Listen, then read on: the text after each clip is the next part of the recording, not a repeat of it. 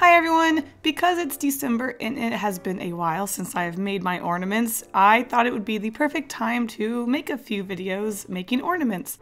First of all, I do want to apologize for my voice. I am over my cold, but it has apparently destroyed my throat, so talking is difficult and I sound very weird, but we will get through this. You also might be thinking, Halloween ornaments for Christmas?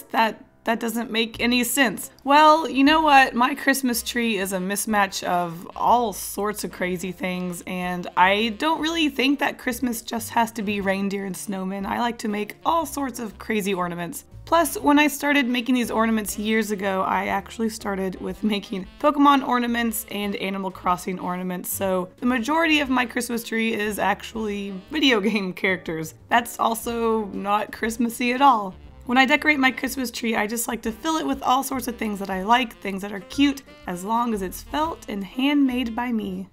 I didn't really get to enjoy Halloween this past month because I was working on my Inktober every day, all day, so I've been craving to make these cute little Halloween decorations, so why not make them for a Christmas tree? Because that makes sense, right?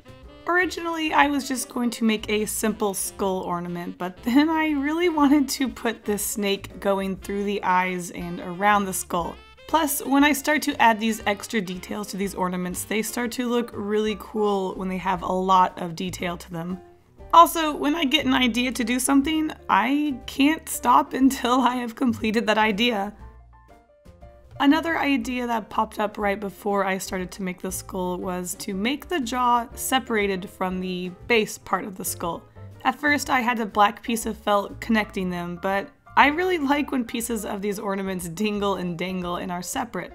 It's just an extra detail, and having it float there looks really cool when it's on the Christmas tree and you don't really notice the string holding it together. Dingle-dangle ornaments aren't something that I do too often, but when I do have the opportunity, I cannot resist doing it because I just love the effect so much. The main detail of this skull ornament that really jumps out to me is the way that I did the snake.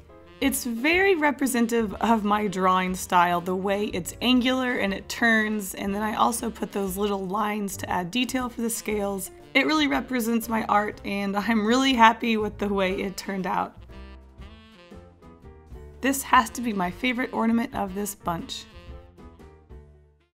The ghost ornament is very similar to the skull ornament in the fact that I actually didn't have a lot planned for it, but as I made the ornament, I came up with more details to add to it. At first, it was just going to be a simple, cute ghost. Later, I thought about adding just a little bit of blood splatter to it to add a little bit of color, and also because blood splatter looks cool. But as I sewed the ornament, I thought it would be more interesting to put something on the back of the ghost. Because the back piece is just plain white, I thought, why not give the ghost arms? And more so, why not give this ghost something in his hands like a knife? You know, a bloody knife. Just don't look behind his back. It's a cute ghost. Don't worry about what it's holding back there. Even though the majority of my ornaments on the tree don't end up turning around and you don't really get to see the back of them, I always think it's fun to add a lot of extra detail to both sides of the ornaments. You might not see them, but personally I like to know that I put a lot of effort into these things and that each ornament is something that I'm actually very proud of. Plus, every once in a while these ornaments do end up flipping over, or if I have a guest over and they look at the ornament and they're flipping it around, they're always very shocked to see that I actually added details on the back. Maybe I take too much pride when taking that extra step with my art and my crafts, but just knowing that I put a lot of effort into something and seeing the reaction people get, it just makes it that much more worth it. Plus, I can be a bit of a, I wouldn't say perfectionist, but when I like to do things, I like to do them right and go all the way and make sure it's perfect in every way. Also, I just like to add the little details. That being said, I actually rushed this pumpkin ornament, so it's a little sloppy. Which I'm not that surprised about because even from the get-go I wasn't that excited about this particular ornament because it was kind of bland to begin with. It's a jack-o'-lantern. What's there to do? But I'm actually quite happy with how the faces on this pumpkin turned out. They're really cute, and just like the other two ornaments, Originally, I had just a very basic jack-o'-lantern face on this guy, and then I thought, why not make it double-sided?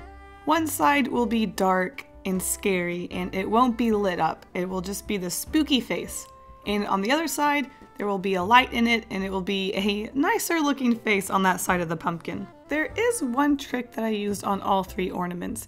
If you didn't notice, I cut out the faces and then put a back piece of felt on them. I just like the way it looks. It actually makes it look like the eyes and stuff have a third dimension, like they're actually empty. By sewing on the back piece, it actually makes the front piece pop out just a little bit, which makes it look almost like there is that third dimension, and the skull and the pumpkin and the ghost could maybe be empty inside. It certainly helps compared to the alternative of sewing the black on top. I think considering everything, it's a pretty cute one. Plus, once I ended up stuffing it, it turned out very round and it was just very cute overall, and I think stuffing it really added the third dimension that made it so much more cute than when it was flat. So what do you guys think? Is it that weird that I made Halloween ornaments for Christmas? I think they're going to look cute on the tree. Let me know. And with that, the ornaments are done. Thank you so much for watching, and I will see you in the next video. Bye!